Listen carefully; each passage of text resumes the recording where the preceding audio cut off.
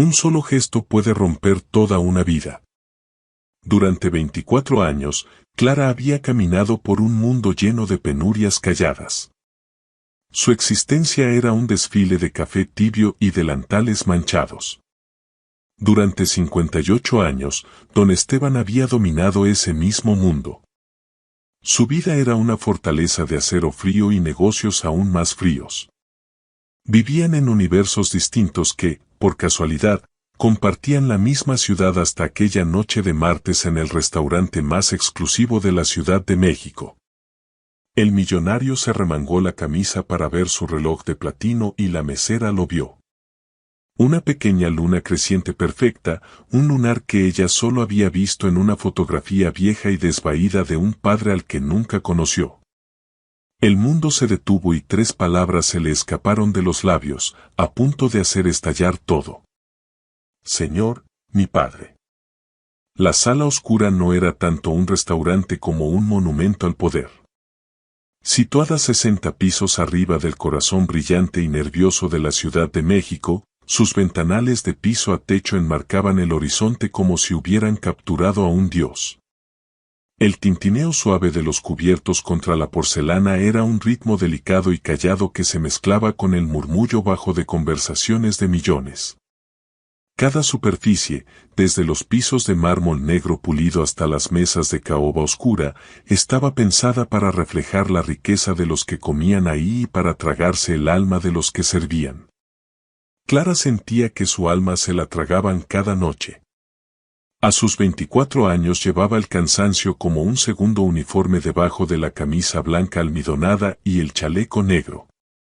Su vida era un ritmo frenético y castigador, turnos antes del amanecer en una fonda grasienta de Iztapalapa, clases por la tarde en la universidad pública y noches aquí, en esta catedral de lujo, equilibrando charolas con vieidad selladas y botellas de vino añejo para gente que gastaba en una sola comida más de lo que ella ganaba en un mes entero. Cada peso era un soldado en la guerra sin fin contra las cuentas del hospital de su mamá y la renta del departamentito helado y con corrientes de aire donde vivían. Esa noche le tocaba la mesa 7, la más deseada y la más temida del lugar. Ahí estaba don Esteban. No era solo un millonario, era un titán, una fuerza de la naturaleza que movía mercados con un susurro y desmantelaba empresas con un trazo de pluma. Su rostro, marcado por líneas duras de ambición sin descanso, salía siempre en las revistas de finanzas. Estaba solo, una isla intimidante de silencio que absorbía el calor del ambiente. Clara se acercó con la invisibilidad que aprenden las meseras veteranas. Buenas noches, señor. Le traigo algo de tomar para empezar. Tal vez el Cabernet del 82, recitó, y las palabras le supieron a ceniza. Él ni la miró. Sus ojos seguían fijos en la ciudad allá abajo, un reino que contemplaba con el aburrimiento de un rey que ya conquistó todo hace mucho. Agua mineral, sin hielo. Y tráigame el reporte de mercado que le pedí a su gerente que me tuviera guardado. Su voz era grava fría, sin ninguna calidez humana. Claro, señor. Ella llevó el agua y la carpeta de piel, colocándolas en la mesa con precisión de cirujana. Durante la siguiente hora solo existió en su periferia, un fantasma que aparecía para rellenar el vaso o retirar un plato. Él devoró su filete añejado con eficiencia brutal, sin apartar la vista de los documentos abiertos frente a él. Clara lo observaba como si fuera de otra especie. ¿En qué piensa un hombre así? ¿Siente alegría? ¿Se acuerda de sus sueños? El momento que lo cambió todo fue sencillo, casi cómico de tan cotidiano. Cuando terminó de comer, don Esteban, el hombre que manda sobre imperios, dejó caer una gota de agua en el puño de su camisa francesa. Un destello de fastidio le cruzó la cara. Echó la silla hacia atrás, se quitó el gemelo de diamante y se remangó la manga de la camisa hecha a la medida para revisar la tela. Y ahí estaba, en la piel pálida de la parte interior de su muñeca, contrastando con el vello oscuro, un lunar. No era una mancha cualquiera ni un lunar común. Era una forma, una luna creciente perfecta, del color del café con leche. Clara se quedó helada. La charola que llevaba, llena de platos sucios de la mesa de al lado, tembló en sus manos. Se le cortó la respiración. El muro que había construido entre sus dos vidas, la mesera agotada y la hija de un fantasma, se hizo polvo.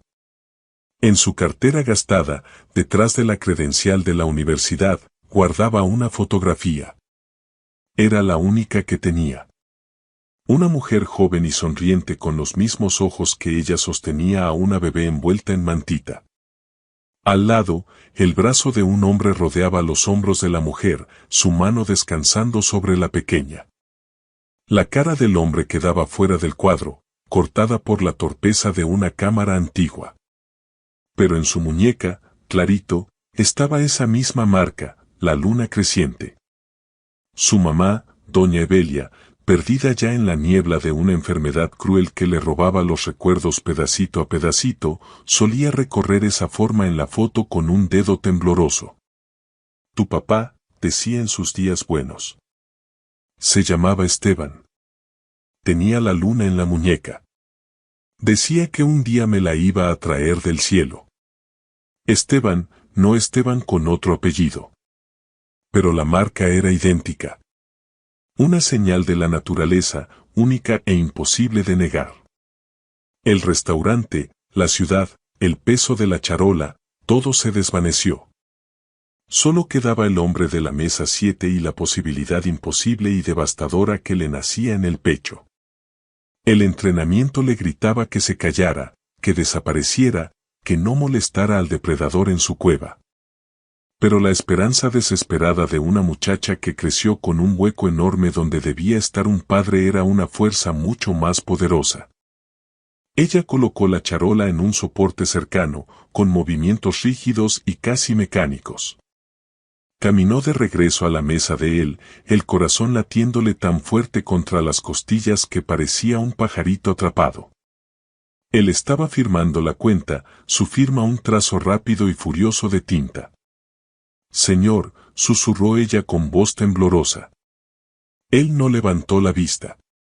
Déjelo, señor, repitió un poco más fuerte esta vez, la voz quebrándosele. Perdón por molestarlo.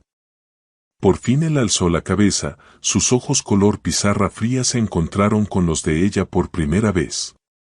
No había ni un ápice de curiosidad en ellos. Solo veía a una sirvienta, una interrupción molesta. ¿Qué pasa?, preguntó seco. Ella tragó saliva, la garganta seca como arena. Señaló con un dedo tembloroso hacia la muñeca expuesta de él. Esa marca, respiró. El lunar que tiene en la muñeca. Él entrecerró los ojos con desconfianza. ¿Y qué con eso? Las palabras le pesaban en la boca como piedras afiladas. Mire, señor, logró decir, y la frase sonó ridículamente casual para la bomba que estaba a punto de soltar. Mi padre tenía el mismo lunar. Don Esteban la miró fijamente. El silencio que siguió fue total. No se rió. No hizo preguntas. Su rostro se convirtió en una máscara de piedra impenetrable, pero por una fracción de segundo algo cruzó sus ojos, sorpresa, confusión, fastidio. Luego todo se endureció en un desprecio puro y desdeñoso. ¿Esto es un intento de extorsión?, preguntó con voz peligrosamente suave. ¿Alguno de sus amigos que leen chismes le metió esta idea en la cabeza?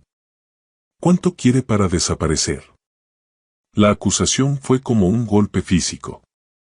Las lágrimas picaron en los ojos de Clara, nacidas de la humillación y del peso aplastante de su propia tontería.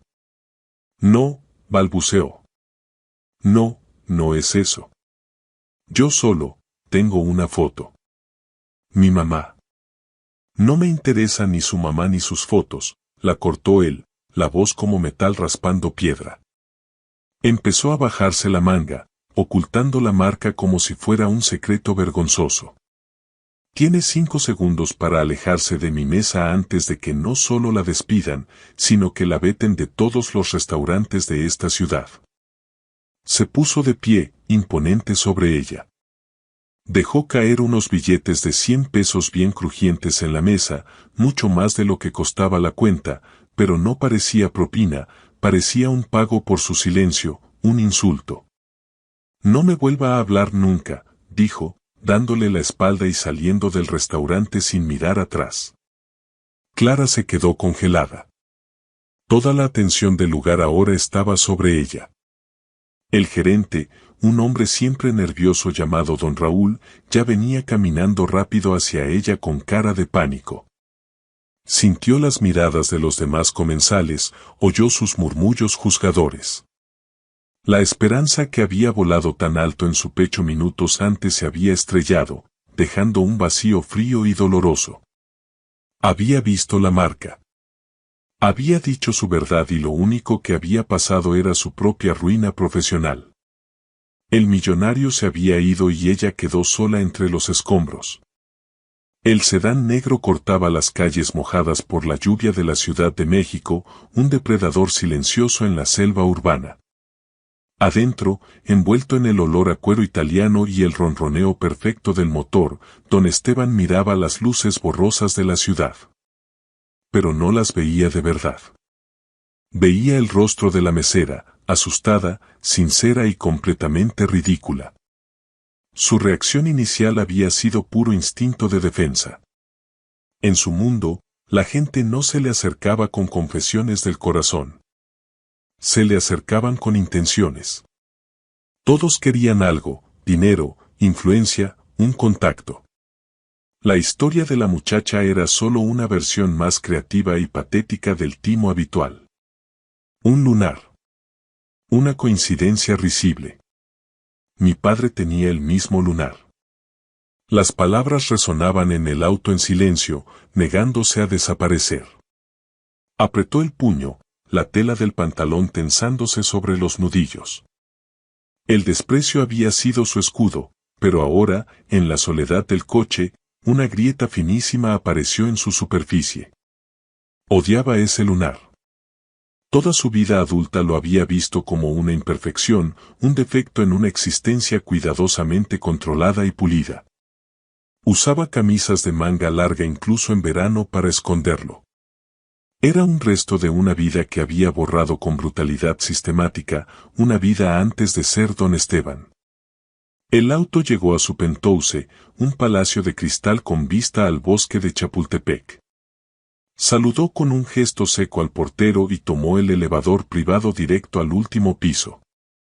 El departamento era enorme, estéril y callado.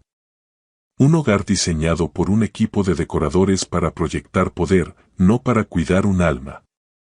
Su esposa Victoria estaba en una gala de beneficencia, un evento al que él había decidido no asistir. Se sirvió un vaso de whisky, el líquido ámbar chocando contra el cristal. Caminó hasta la ventana, la misma vista panorámica que había tenido en el restaurante, pero desde un punto más alto y dominante. Normalmente le llenaba de una sensación de dominio. Esa noche se sentía vacía. Se remangó la camisa y miró la luna creciente en su muñeca. Parecía más oscura esa noche, más marcada, como una llave a una puerta que había soldado cerrada hacía décadas. El pasado llegó sin invitación, no como una avalancha, sino en pedazos afilados y dolorosos. No era don Esteban entonces. Era Estebanito, de 19 años, con nada más que una beca para la UNAM, una chamarra gastada y una furia inmensa por escapar de la pobreza aplastante de su infancia en la colonia Guerrero. Y estaba doña Evelia.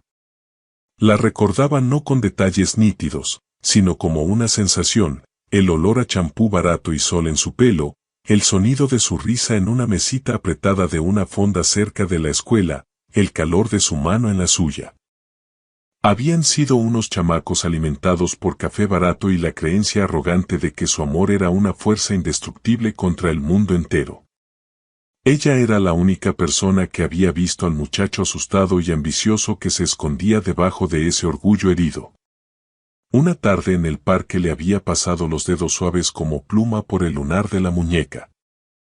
«Es tu luna privada», le dijo. Una promesa de luz en la oscuridad. El recuerdo era tan vivo que le dolía en el pecho y le hacía cuestionar todo lo que había pasado. Durante 35 años se había aferrado a la historia de que ella lo había dejado. Tuvo que dejar la universidad un semestre para trabajar porque su papá sufrió un derrame y las cuentas del hospital lo ahogaban. Regresó a la Ciudad de México desesperado por verla y la compañera de cuarto le dijo que ya no estaba, se había ido, había empacado todo y desaparecido. Le escribió cartas. Nunca contestó. Con el tiempo, el orgullo y el ardor de sentirse rechazado convirtieron su amor en cenizas. Llegó a la conclusión de que ella quería a alguien con mejores perspectivas, alguien que no fuera un caso de caridad. Esa traición se volvió el combustible de su ascenso. Cambió de nombre, se abrió paso a zarpazos en el mundo de las finanzas y enterró para siempre a Estebanito en lo más hondo de su corazón roto. Pero la mesera, Clara, tenía los ojos de doña Evelia. Golpeó el vaso contra la encimera de mármol, el ruido rompió el silencio. «Es un fraude», gruñó al cuarto vacío. «Tiene que serlo». Pero la semilla de la duda ya estaba plantada. Era una mala hierba venenosa que empezaba a enredar las raíces en los cimientos de la vida que tanto trabajo le había costado construir. A la mañana siguiente mandó llamar a su abogado a la oficina. Don Arturo era un hombre tan preciso y sin color como los documentos legales que redactaba. Llevaba 30 años con él, el arquitecto fiel de todas sus murallas jurídicas. «Tengo una situación delicada», empezó don Esteban, caminando de un lado a otro mientras la ciudad se extendía a sus pies. Don Arturo escuchó sin inmutarse mientras él contaba lo del restaurante, quitándole todo el peso emocional y presentándolo como una posible amenaza a la seguridad. Una muchacha joven, mesera, se me acercó. Hizo una reclamación de parentesco basada en una marca distintiva. Es un intento evidente de sacarme dinero. Y quiere que lo haga desaparecer, dijo don Arturo más como afirmación que como pregunta. Una carta de cese y desistimiento, un arreglo discreto con acuerdo de confidencialidad. Quiero que averigües quién es, dijo don Esteban, la voz más cortante de lo que pretendía. Se llama Clara. Averigua todo, dónde vive, quién es su madre, de dónde viene. Quiero saber con qué estoy lidiando. Quiero tener ventaja. Don Arturo anotó en su libreta. Considéreme en ello. Tendremos un expediente de ella antes de que termine el día. Seguramente sea una estafadora de poca monta con historial de reclamos molestos. Bien, dijo don Esteban, pero la palabra sonó hueca. Cuando don Arturo salió, don Esteban se acercó al cuadro minimalista que ocultaba la caja fuerte en la pared. Marcó la combinación con dedos sorprendentemente tiesos. Adentro, debajo de bonos al portador y escrituras de propiedades, había una cajita de madera gastada. No la había abierto en más de 30 años. Levantó la tapa. Dentro solo había una fotografía arrugada, un joven Estebanito sonriendo, el brazo alrededor de una doña Evelia que reía a carcajadas. Y un medalloncito barato de plata que ella le había regalado con una luna creciente mal grabada. Miró la foto de la mujer que había amado, la que lo había destrozado. Luego pensó en la mesera, en sus ojos desesperados y suplicantes. Ojos que eran un eco exacto de los de la fotografía. La duda ya no era una semilla, era algo vivo que respiraba y lo estaba desgarrando por dentro. Había construido su imperio sobre la roca firme de esa traición. ¿Y si esa roca era solo arena? ¿Y si durante 35 años había estado equivocado? El pensamiento era más terrorífico que cualquier caída de la bolsa o compra hostil que hubiera enfrentado en su vida. El despido fue tan rápido e impersonal como una guillotina. Don Raúl lo llamó a su oficina a la mañana siguiente, sin mirarla a los ojos mientras deslizaba un sobre rosa pálido sobre el escritorio. Lo siento, Clara, dijo con ese tono falso de quien solo cumple órdenes. Tenemos un estándar de conducta. El señor es nuestro cliente más importante. Hubo un incidente reportado. Tengo las manos atadas. Solo hice una pregunta, dijo ella con voz chiquita. La pelea se le había acabado la noche anterior, reemplazada por un miedo frío y agudo. Para un hombre como él, una pregunta de alguien como tú es una acusación. Es acoso, respondió don Raúl, dejando flotar en el aire la diferencia de clases sin disimulo. Tu último pago está en el sobre. Por favor, vacía tu casillero. Salió de esa sala oscura por última vez, el sol de la mañana le pegaba duro y extraño en la cara. Perder ese trabajo era catastrófico. Era el mejor pagado de los tres, el que mantenía las luces prendidas y compraba los medicamentos especiales que necesitaba su mamá. Ahora el andamiaje frágil de su vida estaba a punto de derrumbarse. Los días se convirtieron en una semana de búsquedas frenéticas y sin fruto. Cada restaurante al que aplicaba parecía tener vacante hasta que llamaban a sus referencias. El nombre de don Esteban era un veneno silencioso que la volvía intocable. La desesperación empezó a morderla de verdad. El aviso de desalojo pegado en la puerta de su departamento ya no era una amenaza, era una promesa. Una tarde lluviosa, acurrucada en su pequeño cuarto de estar donde el olor a humedad y a podrido se pegaba al aire, Clara decidió revisar las cosas viejas de su mamá. Buscaba la credencial del Seguro Social, el acta de nacimiento, cualquier papel que le sirviera para pedir ayuda de emergencia. Al fondo de un closet polvoriento encontró una caja grande de zapatos toda golpeada y sostenida con cinta amarilla. Adentro había toda una vida de recuerdos que la mente de doña Evelia ya no podía sostener. Flores secas, un boleto de un concierto de 1989 y un montón de cartas atadas con un listón azul desvaído.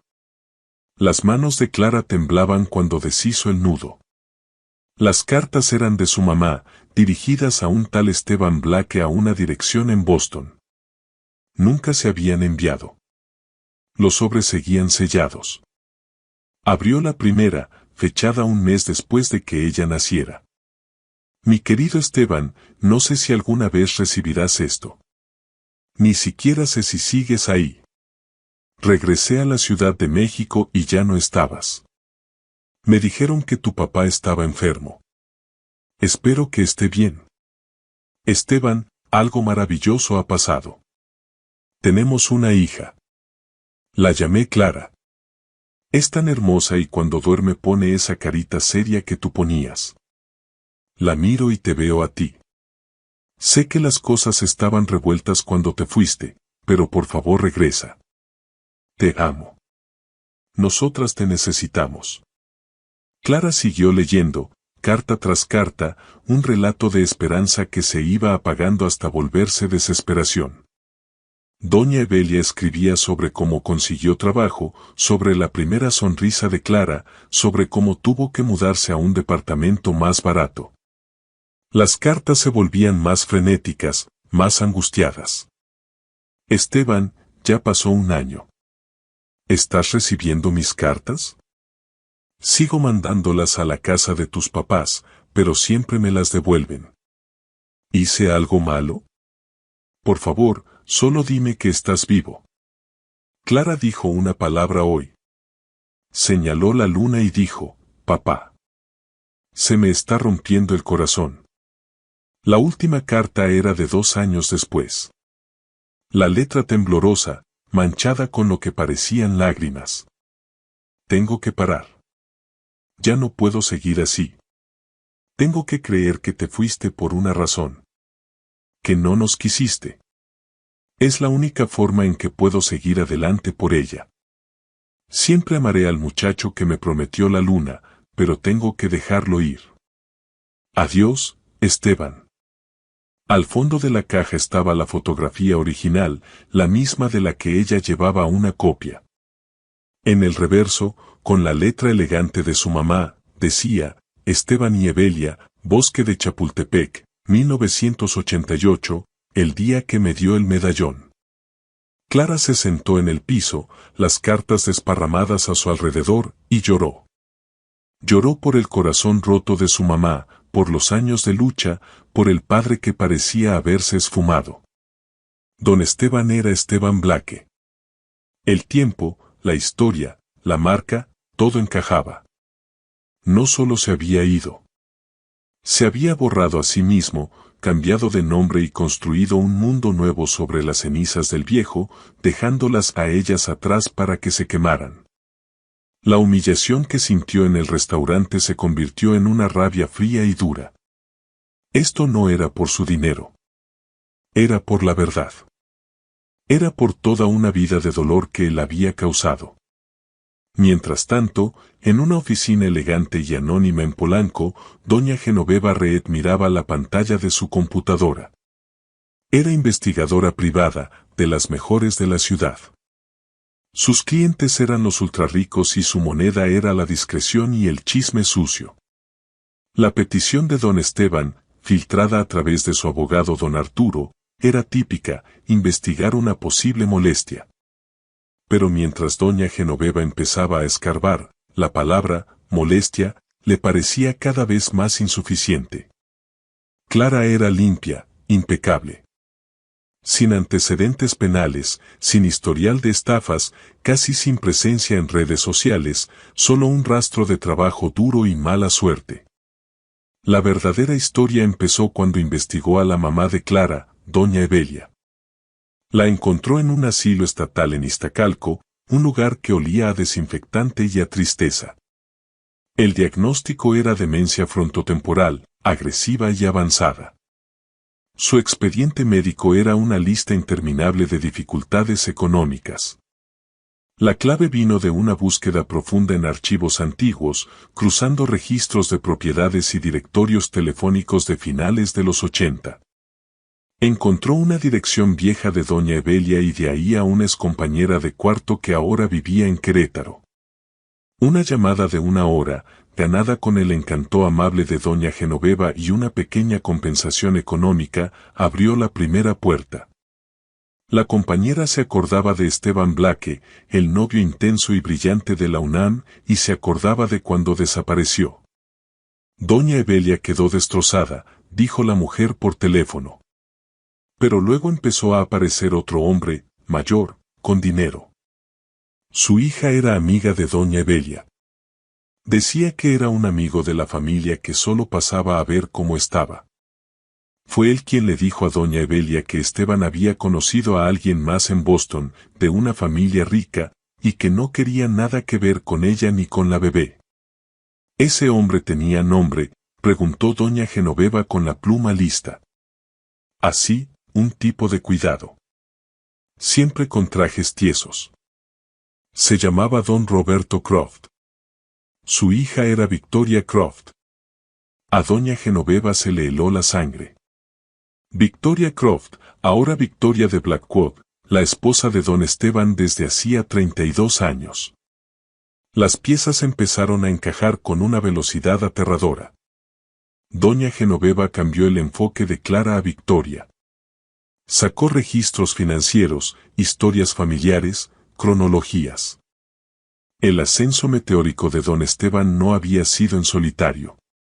Su primera gran inversión, la que lanzó su carrera, vino de un fondo semilla manejado por Empresas Croft. Se había casado con la hija del jefe. La pieza final del rompecabezas fue la más difícil de conseguir. Tuvo que entrar a los archivos digitalizados de un servicio de reenvío de correo que ya no existía y sobornar a un cartero jubilado. Pero lo encontró. Un registro de docenas de cartas dirigidas a Esteban Blaque en la dirección familiar de Boston. Todas devueltas al remitente. Y luego apareció un cambio de servicio de correo firmado y pagado por don Roberto Croft. con instrucciones de que cualquier correspondencia futura proveniente de la dirección de doña Evelia Jenkins fuera redirigida a un apartado postal que cerró un año después. Las cartas fueron interceptadas. Todas ellas. Doña Genoveva se recargó en su silla, la imagen completa y monstruosa tomando forma por fin. Esto no era una coincidencia ni un engaño barato. Era una conspiración, un engaño de décadas orquestado por la esposa de don Esteban y su suegro. No solo se habían beneficiado de la desaparición de Esteban Blake, la habían fabricado. Habían enterrado al muchacho, habían silenciado a doña Evelia y habían construido un imperio encima de sus mentiras. Tomó el teléfono para llamar a don Arturo. «No vas a creer esto», dijo con voz grave. «No se trata de la mesera. Se trata de la esposa». Don Arturo escuchó el informe de doña Genoveva en su oficina a prueba de sonidos.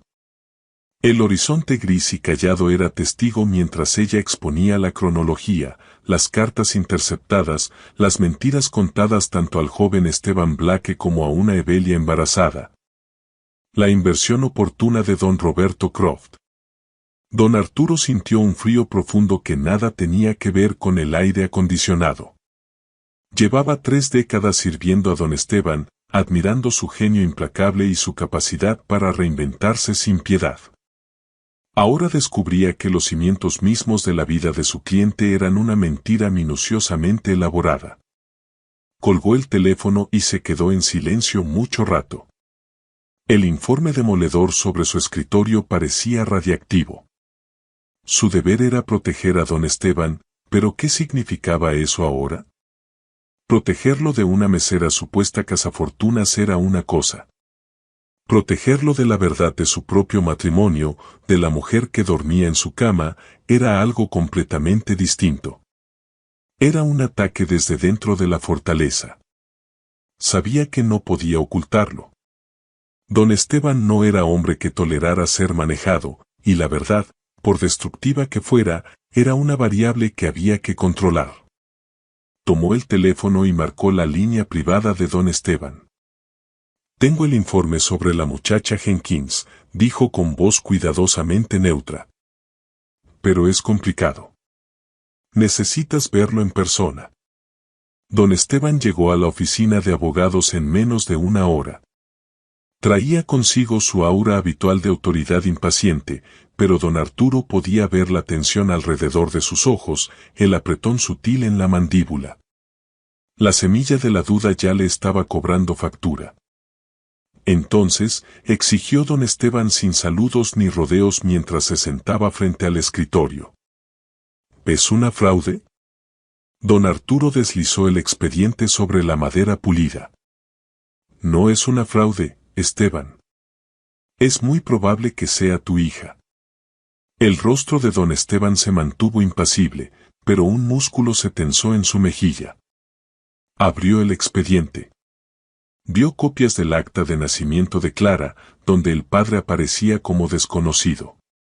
Vio registros de su vida de lucha constante, los trabajos, los préstamos estudiantiles, la deuda médica creciente por los cuidados de su mamá, doña Evelia.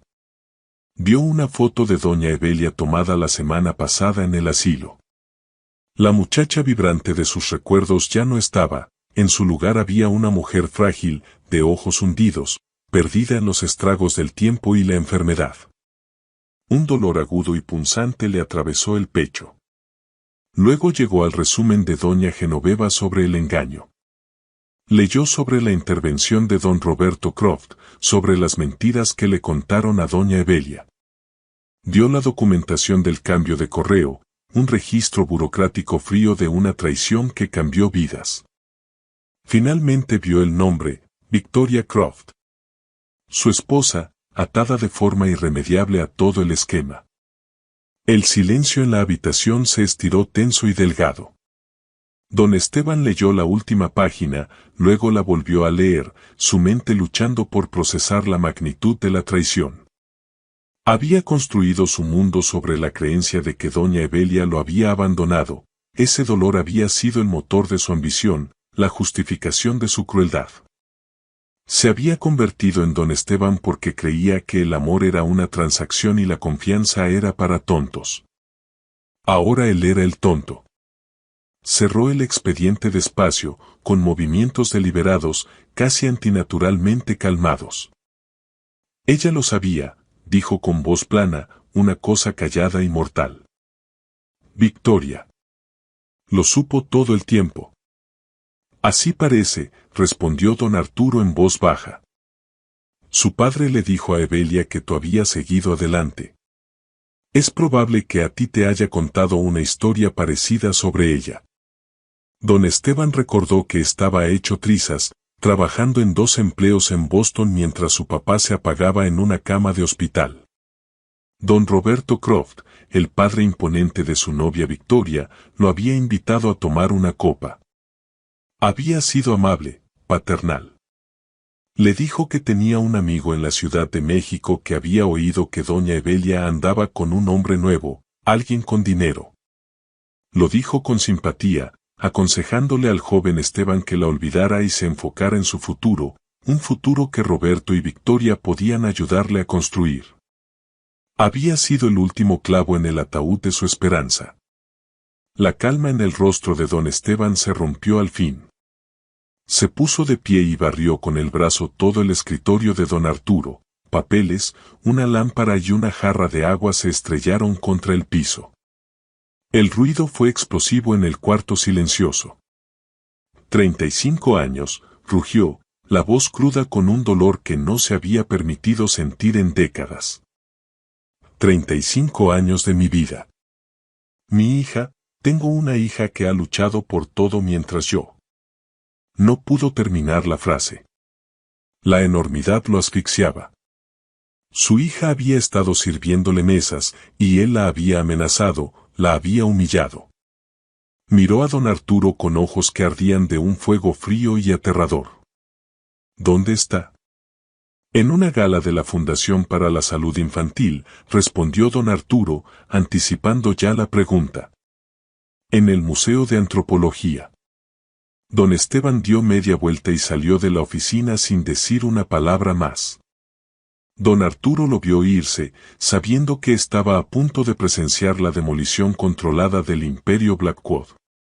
No fue por una caída de la bolsa, sino por el poder simple y devastador de la verdad.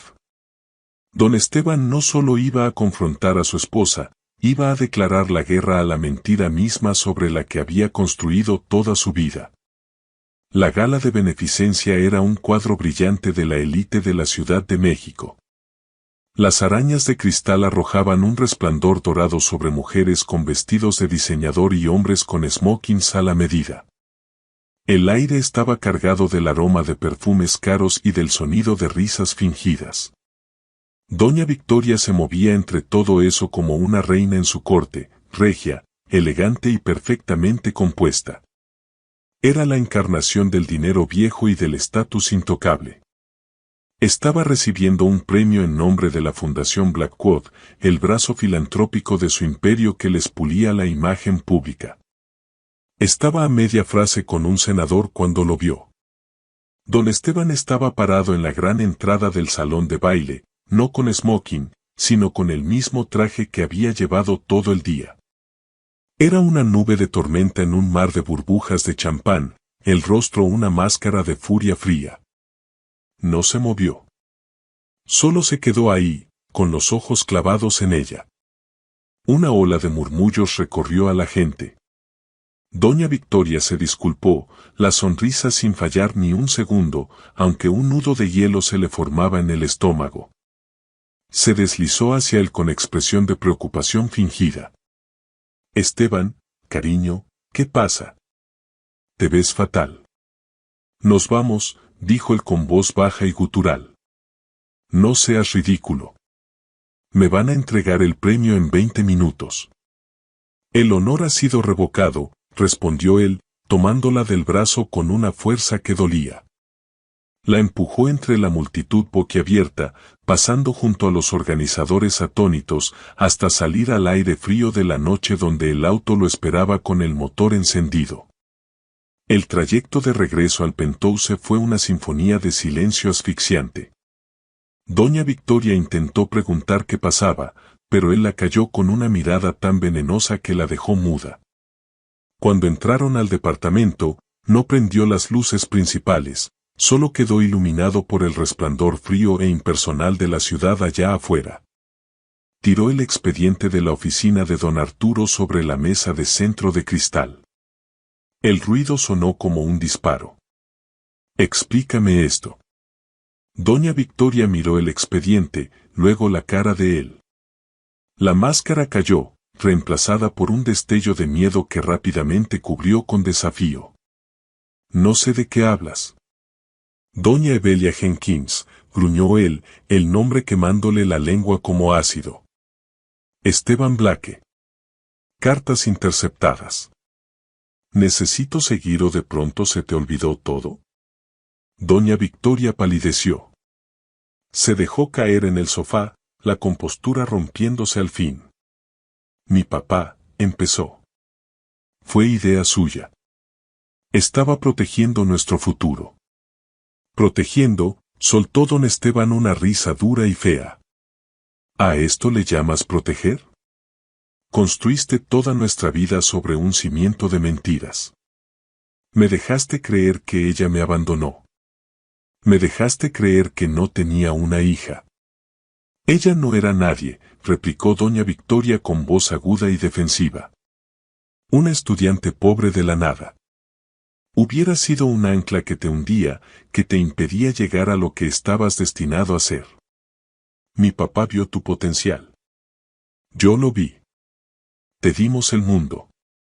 Tú me robaste mi mundo, rugió él, la voz resonando en la habitación enorme. Me robaste a mi hija. ¿Alguna vez pensaste qué les pasó a ellas? En 32 años de matrimonio sentiste aunque sea un poquito de culpa mientras lucías tus joyas y planeabas tus fiestas, sabiendo que mi hija andaba por ahí luchando por sobrevivir. Ella no era tu hija de ninguna forma que importara, insistió doña Victoria poniéndose de pie, el miedo convirtiéndose en la indignación justa de los privilegiados. Era la consecuencia de un romance tonto de juventud. Nosotros te convertimos en don Esteban.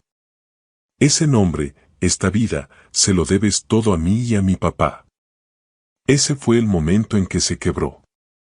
La furia fría se disolvió en una herida profunda y abierta de dolor. Mi nombre, susurró con la voz rota, era Esteban Blake, y creo que él era mejor hombre que este. La miró de verdad por primera vez en años y no vio a una compañera, sino a un parásito, a una mujer cuyo amor no era un regalo, sino una jaula bañada en oro. Sal de aquí, dijo con voz callada pero absoluta. ¿Qué?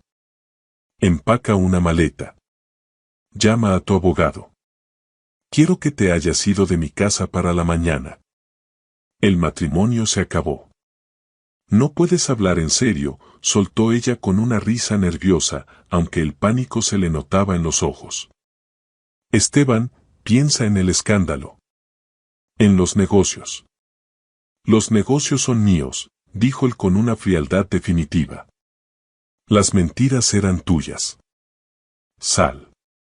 Le dio la espalda y caminó hacia la ventana, dejándola sola entre los escombros de su vida.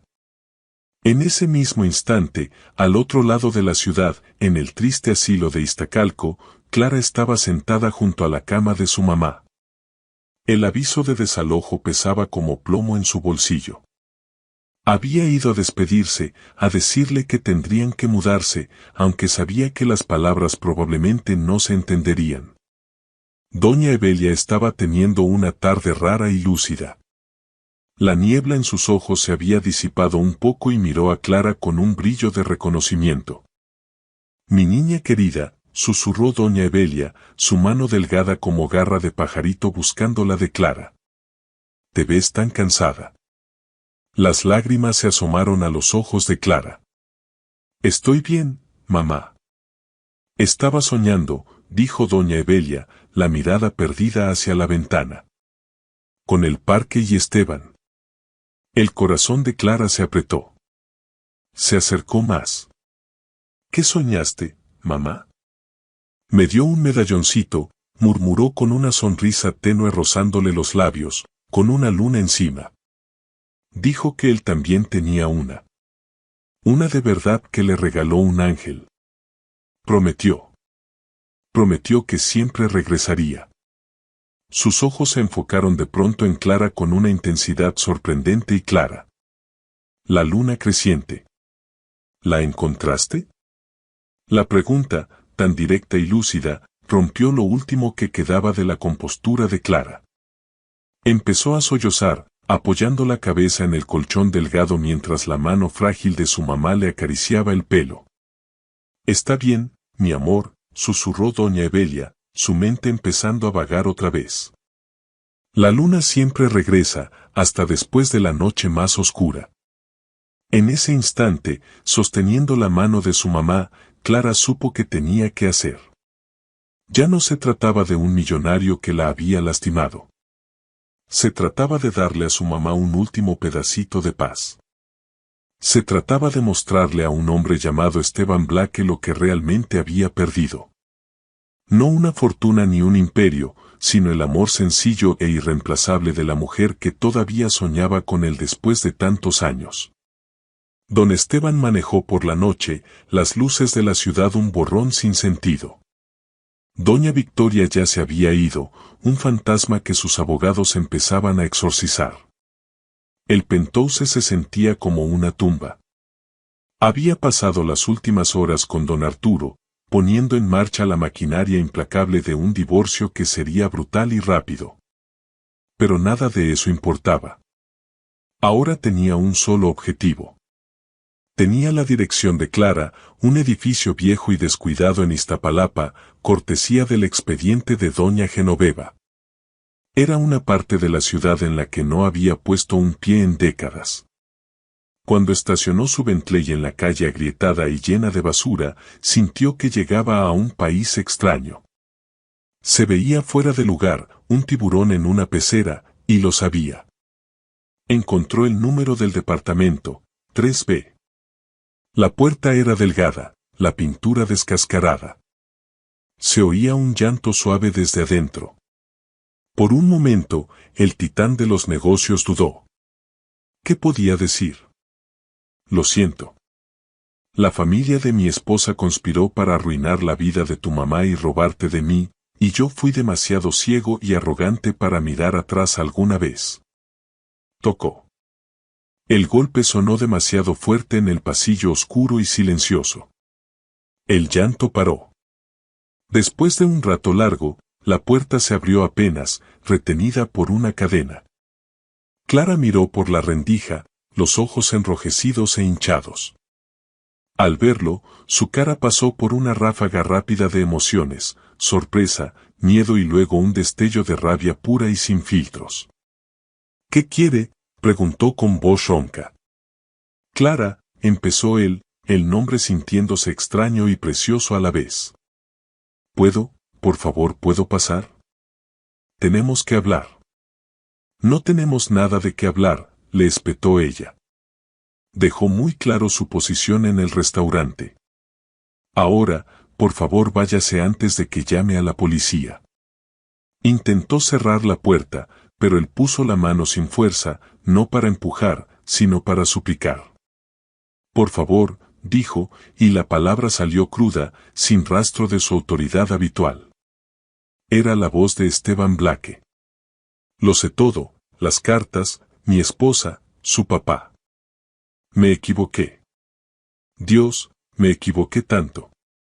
Sus palabras y el dolor genuino en su voz la hicieron detenerse. Vio el aviso de desalojo sobre la mesa detrás de ella. Ya no tenía nada que perder. Con un suspiro cansado, quitó la cadena y abrió la puerta. El departamento era chiquito y desgastado, pero limpio a la perfección. Olía a limón y a repollo hervido. Era un hogar hecho de amor y pura fuerza de voluntad. Él vio el montón de cuentas médicas en la meseta, los libros de texto muy usados de sus clases universitarias. Vio la caja de zapatos con las cartas de su mamá sobre la mesa de centro. La prueba de la vida que se había perdido, de las luchas que nunca había visto, estaba por todos lados. Era una acusación en carne y hueso. Me mintieron, Clara, dijo con voz baja. Me dijeron que tu mamá me había dejado por otro. Les creí. Dejé que mi orgullo y mi enojo me cegaran y nunca miré atrás. No hay excusa para eso. Ninguna. Pero necesito que sepas que no sabía que existías. Te lo juro por mi vida, nunca lo supe. Clara lo miró fijamente, buscando en su cara cualquier rastro de mentira. Solo vio a un hombre mayor roto, su mundo cuidadosamente construido hecho pedazos a su alrededor. La rabia en su corazón no desapareció, pero dejó espacio para una astilla de algo más, una comprensión dolorosa y cansada. Está enferma, dijo ella sin emoción. Mi mamá. Tiene demencia. La mayoría de los días apenas sabe quién soy. Don Esteban se estremeció como si lo hubieran golpeado. Lo sé por el informe. ¿Dónde está? En un asilo en Iztacalco. De los que pagas cuando no tienes nada. Él dio un paso más cerca. Llévame con ella, dijo con la voz cargada de emoción. Por favor, necesito verla. El trayecto al asilo fue tan silencioso y pesado como el que había compartido con doña Victoria. Pero este silencio estaba lleno del peso de un dolor callado, no de ira. Clara dio indicaciones en voz monótona, la mirada fija en la ventana. Llegaron al lugar después de horas de visita, pero una llamada de don Arturo al director, con la promesa tácita de una donación generosa, les abrió el camino. Los pasillos estaban mal iluminados, el aire olía a estéril. Encontraron la habitación de doña Evelia al final de un corredor largo. Estaba dormida, la respiración superficial. La luz de la luna entraba por la ventana y caía sobre su cara, haciéndola ver frágil y etérea. Don Esteban se detuvo en el umbral, la mano aferrada al marco.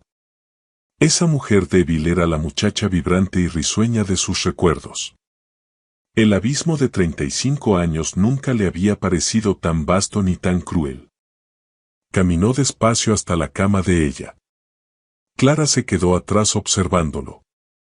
Extendió una mano temblorosa, dudó un instante antes de tocarle suavemente el cabello. Al sentir el roce, los ojos de doña Evelia se abrieron despacio. Estaban nublados, sin enfoque. Lo miró sin reconocerlo. Evelia, susurró él con la voz quebrada. Soy yo. Soy Esteban. La mirada siguió distante, como si lo atravesara. El dolor le cruzó la cara a don Esteban. Había llegado demasiado tarde. La mujer que había amado ya no estaba, atrapada en su propia mente. Se dejó caer en la silla junto a la cama, los hombros hundidos en derrota.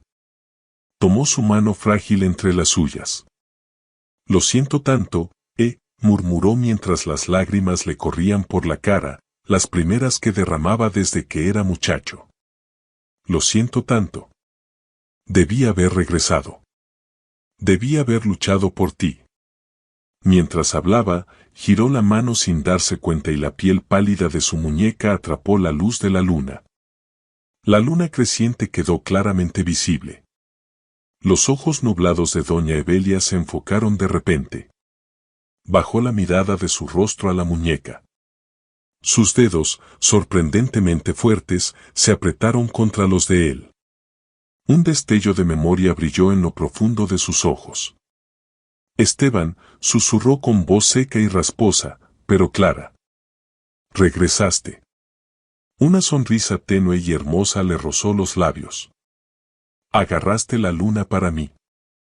Le apretó la mano, los ojos fijos en los suyos. Un instante de reconocimiento puro y absoluto que cruzó el desierto árido de su enfermedad. Luego, tan rápido como llegó, la luz se apagó. Los ojos se nublaron otra vez y la mano se aflojó en la suya, pero la sonrisa se quedó.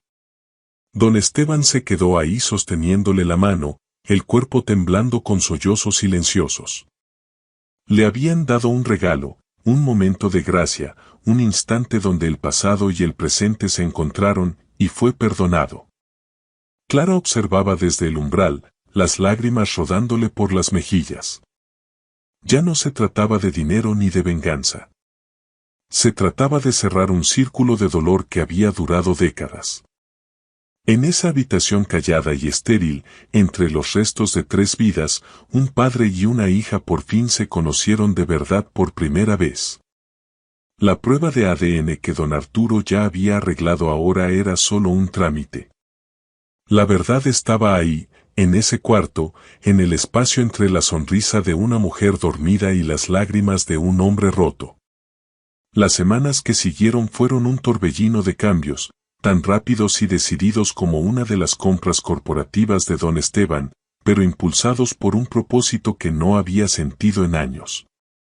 Trasladaron a doña Evelia del asilo de Iztacalco a una clínica privada de primer nivel para enfermedades neurológicas en las afueras de la Ciudad de México. Don Esteban no escatimó en gastos, contrató a los mejores médicos, terapeutas y especialistas. Los momentos de lucidez seguían siendo fugaces y raros, pero por primera vez su comodidad y dignidad estaban aseguradas. Pasaba horas junto a su cama cada día, a veces leyéndole en voz alta, a veces solo sentado en silencio tomándole la mano, contento con ser el guardián callado de su paz. Reconoció formalmente a Clara como su hija. No hubo arreglo discreto ni acuerdo en silencio. Convocó una conferencia de prensa, un movimiento que dejó atónito al mundo de las finanzas y horrorizó al círculo social de su pronto exesposa. Parado frente a las cámaras, no era el implacable don Esteban, sino un hombre humillado. Contó una versión editada pero honesta, un amor perdido, un malentendido terrible y el reciente descubrimiento de una hija que nunca supo que tenía. Presentó a Clara a su lado, serena y firme, aguantando el escrutinio con una fuerza que lo hizo sentir más orgulloso que cualquier negocio millonario. La vida de Clara cambió de la noche a la mañana, pero no como en un cuento de hadas. No se mudó al penthouse ni se fue de compras desenfrenadas. Insistió en terminar su semestre en la universidad pública. El aviso de desalojo quedó en el pasado. Las cuentas médicas de su mamá desaparecieron, pero ella estaba decidida a construir su vida a su manera, no solo como una extensión de la de él. La relación entre ellos era algo delicado y frágil, dando sus primeros pasos tentativos. No hubo momentos grandiosos de película. Su vínculo se fue tejiendo en los espacios pequeños y callados. Se encontraban a tomar café cerca del campus, el millonario sentado torpemente en una silla de plástico escuchándola hablar de sus clases. Caminaban por el bosque de Chapultepec, el mismo parque donde él había cortejado a su mamá, y ella le contaba historias de doña Evelia, llenando el hueco de 35 años con anécdotas de una mujer que ahora solo conocía a través de la niebla de la enfermedad. Él aprendió de su resiliencia, de su independencia feroz, de su compasión callada. Ella conoció al muchacho impulsado y herido que había sido, al Esteban que todavía vivía debajo de la armadura de don Esteban. Encontraron terreno común no en el presente, sino en el pasado, en el amor compartido por doña Evelia. El divorcio de doña Victoria fue quirúrgico, preciso y devastadoramente efectivo. Despojada del apellido Blackwood y de una buena parte de su fortuna por el acuerdo prenupcial que don Arturo había redactado con visión profética, se convirtió en una paria social. Un ejemplo vivo de que el dinero no compra inmunidad ante las consecuencias. Una tarde fresca de otoño, don Esteban y Clara estaban en el balcón de la nueva fundación que él había creado con el nombre de doña Evelia, dedicada a financiar investigaciones sobre enfermedades neurológicas y a apoyar a familias de escasos recursos con parientes enfermos. A ella le hubiera encantado esto, dijo Clara mirando hacia la ciudad. Lo sé, respondió don Esteban con voz suave. Ella siempre fue la que quería arreglar las cosas. Se volvió hacia Clara, y una sonrisa rara y sincera le rozó los labios. Tú te pareces mucho a ella. Se remangó la camisa, ya sin esconder la luna creciente en su muñeca. Era una parte de él que ahora aceptaba. Un mapa que, contra todo pronóstico, lo había llevado de regreso a casa. No puedo recuperar los años que perdimos, Clara, dijo con la voz cargada de un remordimiento que probablemente nunca se iría del todo. Pero te prometo que pasaré el resto de mi vida tratando de ganarme los que nos quedan. Clara miró a este hombre, su padre, y por primera vez no vio solo a un millonario ni al símbolo de un pasado doloroso. Vio a Esteban, a un hombre que se había perdido y que por fin, con mucho esfuerzo, encontraba el camino de vuelta. Sonrió y, por primera vez, tomó su mano. No era un final perfecto, pero sí un comienzo. Y para los dos era más de lo que jamás se habían atrevido a esperar. Así, una historia que empezó con un vaso de agua derramado y una revelación impactante encontró su cierre no en un juzgado ni en una sala de juntas, sino en el trabajo callado y constante de reconstruir una familia. Es un recordatorio poderoso de que la verdad, por más tiempo que esté enterrada, siempre encuentra la forma de salir a la superficie. Las vidas de Clara, don Esteban y doña Evelia cambiaron para siempre. Son un testimonio de que nunca es tarde para enmendar un error y de que las herencias más valiosas no son acciones ni propiedades, sino la oportunidad de reconectar y perdonar.